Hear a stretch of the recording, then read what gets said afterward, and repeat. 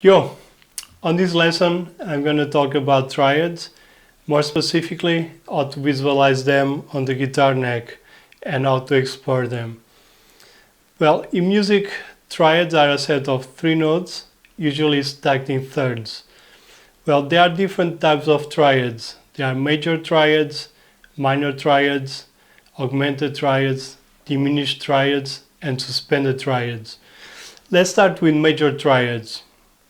So if you take A as an example, a major triad consists of a root, in this case being A major third, and a perfect fifth. So the way to find a major third is the distance from the root being 2 steps. So as you know, on the guitar each fret is half step. So we're starting on the open A, we're going to have the major triad on the 4th fret, in this case a C sharp.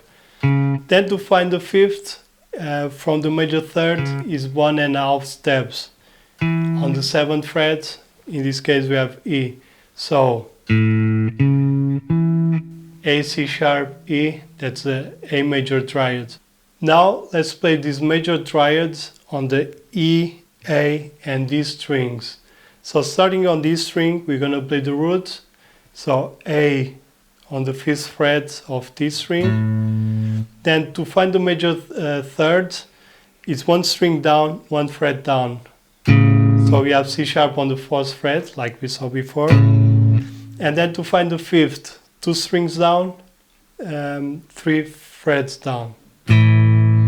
We put all together. We have a voicing for A major triad. This is also called closed voiced triad. Reason being that all the notes are very close together. We could also play open voiced triads. That's really not the goal for this lesson, but just for you to have an idea, one way you could do that is to play the major thirds 1 octave higher.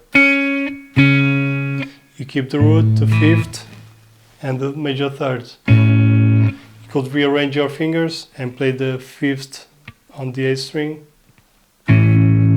So this will be an example of an open voiced triads. Now let's get back to the closed voiced triads. Here we have A major triad. This is also called the root position. So the formula being root, major third, and 5th. Now with this we have 2 inversions, meaning we keep the same set of strings, but instead starting with the root on the E string, we start with the major third, and then we play the 5th and then the root.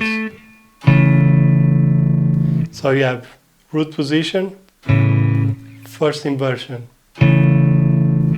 Then the second inversion will be start with the 5th, next note will be the root, and then the major thirds. So this is the second inversion. Root position, first inversion, second inversion. So one way you could do to play this is to set a metronome, and every quarter note you could change between these inversions.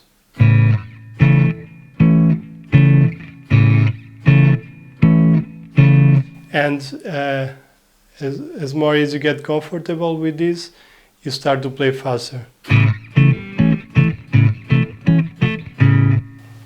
Alright, so these are the shapes for major triads on these 3 sets of strings. So if you change the root, you're going to have the same major triad but on different key. For example, this is the shape for the root position, this being A, so this is A major triad. If you wanted a C major triad, you play C on the 8th fret, E string, and use the same shape. And then the inversions as well. Alright, now let's play this in all 3 sets of strings. Moving to the next 3 sets of strings, we have A, D, G. Let's start again on the 5th fret. In this case it will be a D major triad. First inversion, second inversion. Right, same shapes as in the E, A, and D set of strings.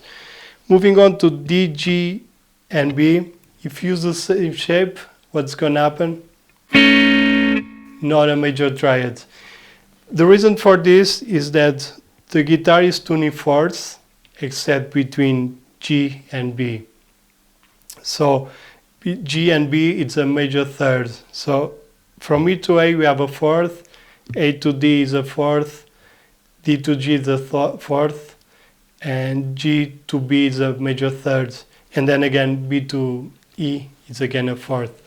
So in this case, we need to adjust that note, in this case a fifth. So this will be the shape for a major triad root position. In this case, we are in A major. Again, second inversion will be like that, but since we need to adjust the tuning of the guitar, we need to play it like this. And then second inversion, I'm sure you're familiar with this shape. We'll get back to this later. This will be second inversion. Finally, moving on to the last set of strings, G, B, and E. Again, starting on the fifth fret. Like I said, between G and B, there's a major third, so it's going to be on the same fret, and then the fifth. So this is root position. Root, major third, and D and fifth. First inversion and second inversion.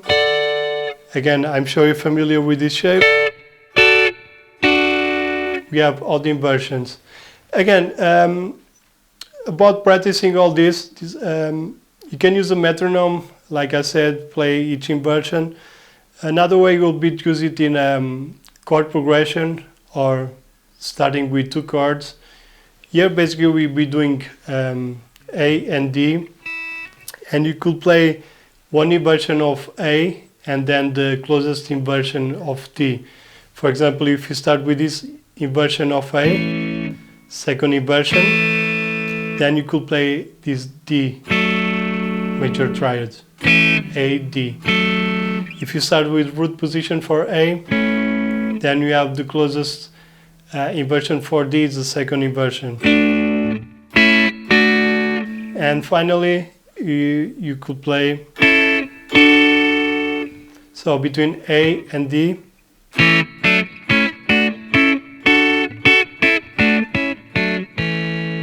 you have on these three sets of strings as an example. Then you could use other set of strings and really just be creative with that. Again, now as I mentioned earlier in the video, in this lesson, there are different types of triads. I'm really not going to go into the other types of triads, minors, augmented, and so, but I can tell you, give you a tip how to find them. And I think it's really more beneficial for you if you do it by yourself. You will learn by your mistakes. So for example, like I said, let's get back to the root position, A major triad. Like I said, major triads consists on the root, major third, and the fifth. If you're playing a minor triad, you have a minor third, root, minor third, and fifth. So you need to lower your thirds. And you have a minor triad. And then when you play inversions, again you need to adjust. So this will be major triad, first inversion, minor triad, first inversion. Wherever you have the third, you need to alter. And then another example will be for the augmented. You have root, major third, and augmented fifth. So the fifth usually is there, and you need to raise the pitch one fret. And you have augmented triads. So then when you play inversions, wherever you have the fifth, you need to play the augmented fifth. Again, it's really a good idea to try by yourself. Don't write it down at first. Really play on guitar and try to memorize and see where it goes on the guitar neck. And then when you get a better idea, then you can write. So it's another way to learn to write and visualize it.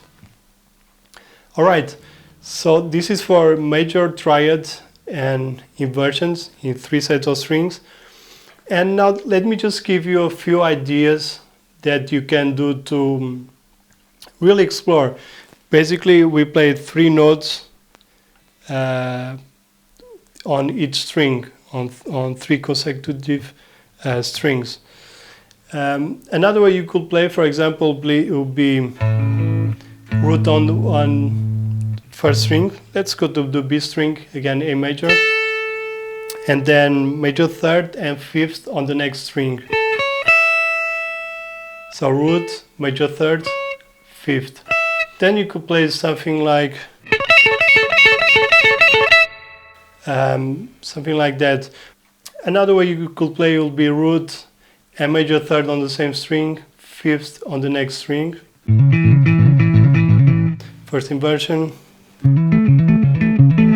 and then second inversion. And this can really get you some ideas for single note solving. Just a final example, I'm sure you're familiar with this. You could play, let's keep on A major, root, major third and fifth on the same string. It's a bit of a stretch, so you could tap the fifth. I'm sure you're really familiar with this. Right, so, have some fun exploring these major triads. Then when you get comfortable, start to play minors and then all the other type of triads. And this is really, really useful as a tool for guitar players and musicians in general. We can really make really sophisticated lines based on a relatively simple concept. And have fun.